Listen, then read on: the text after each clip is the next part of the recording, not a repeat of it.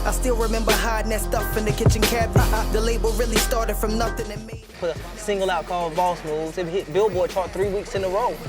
The third week, knocking Kanye West out of #3. You know what I'm saying? That was huge, man. on the roam. If you got it out the mud, I slept there. I was homeless. I believe the best place to start is the beginning. 5 years old, as far as back as I can remember. You know, my mom struggling with drugs, but at the time I didn't know. You know, all I knew is that I hardly saw her, but I loved her, and I wanted to be with her wherever she was. She couldn't give me the proper care, so she gave me to my grandmother at 5 years old. And my grandmother, she did the best she could with what she had. She was older. She took care of me, my cousins, my uncles, my aunts. I mean, it was all of us in Big Mama house. We was in my grandmother's house right here on Glen Road, right here in Nicholtown. So I was unstable while I was younger. So it was always me being moved from here to there, to here to there, and that brought the feeling of being a burden. I didn't think anyone wanted me. I didn't think they wanted me around. Until I got a little older, you know, and of course I was attracted by the things that I saw on the streets right here in Nicholtown. I was attracted by, you know, the jewelry, the clothes, and the cars and stuff like that. My big homies, you know, because they were popular and people liked them, and I think I felt the need of wanting to be accepted. I just wanted to be accepted. I wanted to feel loved. So of course I hit the streets, you know. I hit the streets, man, and when I did. You know what I mean? When I hit the streets, man. You know, I remember just doing a lot of malicious things, man, because that's all I saw. That's what was all around me was chaos, you know, and it's hard to find peace when you're in the midst of so much chaos.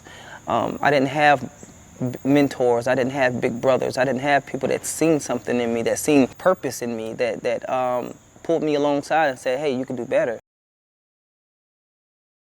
I graduated high school and I got involved with drugs, you know. The word says that the sons will pay for the sins of his father. My mother and father, they were addicted to crack cocaine. So when I was introduced to cocaine, it felt familiar, you know. It felt like something that I couldn't live without. I found myself strung out, man. I was homeless, you know. I became homeless. I didn't have anywhere to go, and didn't nobody want me around because of fear of what I would do.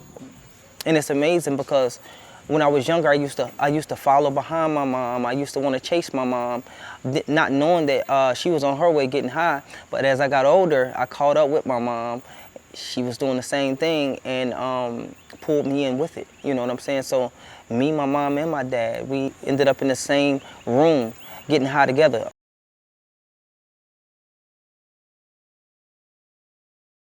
In 2006, I found myself locked up in the county jail, and I was on the top bunk. I'll never forget it, watching the news. As a matter of fact, I just glanced at the news because I really didn't watch TV like that, and I seen a familiar face, but I shook it off. But the lieutenant called me to the office, and 2 officers came and got me, and she said, your mother was shot 14 times in Lawrence County, and they threw her on the side of the road, and they left her for dead.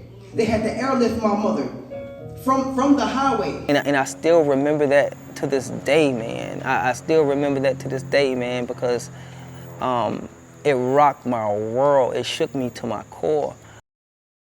My mom, she would send me things in the mail, you know, and mind you now, my mom, she had been shot 14 times by this time, man, and she's trying to recover, but that's the strongest lady I know, man.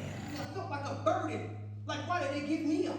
She encouraged me to preach, to tell my story, you know, to give these young boys a different perspective, a hope, a future, you know, and let them know, you know, there can be different.